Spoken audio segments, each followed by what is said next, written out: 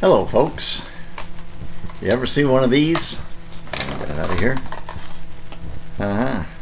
Here we go, look at that. You know what that is? That's called a slide rule. They used to use this in the days prior to calculators to make all sorts of calculations, all sorts of things they could do with this. Now, I'm not an engineer, so I never had to learn one of these, but it's a real good number cruncher. A friend of mine, actually the father of a friend of mine, a gentleman by the name of Julio Morello, gave this to me quite a few years ago. But this is basically, if I'm not too far mistaken, what basically, more or less sent our guys to the moon. We look at these things, it's kind of an artifact of times gone by. Well, how do I use a slide rule? Well, you could Google it, of course. I don't know if it's still in the latest copies of a book I want to recommend, a handbook called Machinery's Handbook. This one here happens to be the 20th edition. It's copyrighted back in 1977 or 78, something like that. But it's actually got a section there on how to use a slide rule.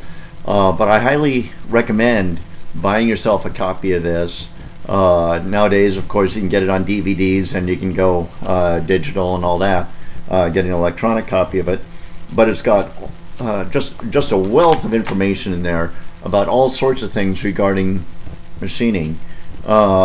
Information and tables and such about gears and screw threads and pulleys and materials and all sorts of processes and such that yes, you could Google it, I suppose, but for myself, I like having a paper copy that I can just flip open, and as you can see, I've got little post-it notes kind of stuck all over the place here. And for most guys, well, at least if you're if you do a lot of lathe work, whether it's manual or CNC, you're going to find yourself doing a lot of screw threads. And well, you look at a book and you can tell what that guy specializes in. You'll see the dirtiest pages there where he's always opening it up, and for me it's the threading section. It gives you all sorts of information that you need to do a good chase some good threads and make sure you've got your dimensions right and all that. I don't know what the cost is of these books these days. They are fairly expensive. This one here, because it is so old, I just remembered I spent a lot more money on it than I wanted to, but it doesn't seem to say it right here. But there it is. Industrial Press. I think they're still in business. I'm not even sure about that anymore. But you look them up and buy yourself a copy of that. It'll save you a lot of trouble. Now, I do have one other book here that I didn't put right next to me. I've got to reach over here and get it. This book right here, sorry about that. This book right here, this is kind of an abridged version of it.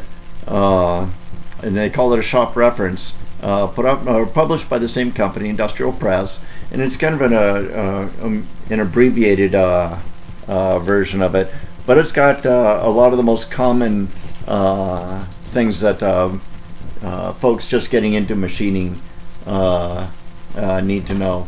Again, your gears and screw threads and tapers and things like that. So if you can't afford or don't want to put out the money for the bigger one, buy the smaller one. It's a worthwhile investment. Gives you a lot of information. Yes, it is book knowledge, but believe it or not, that book knowledge is extremely relevant. It'll make you a better machinist. It'll make you better at doing the work that you do, whatever it is. And it's certainly worth the investment and the time to read it.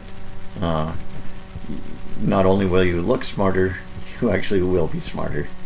Thank you. God bless you.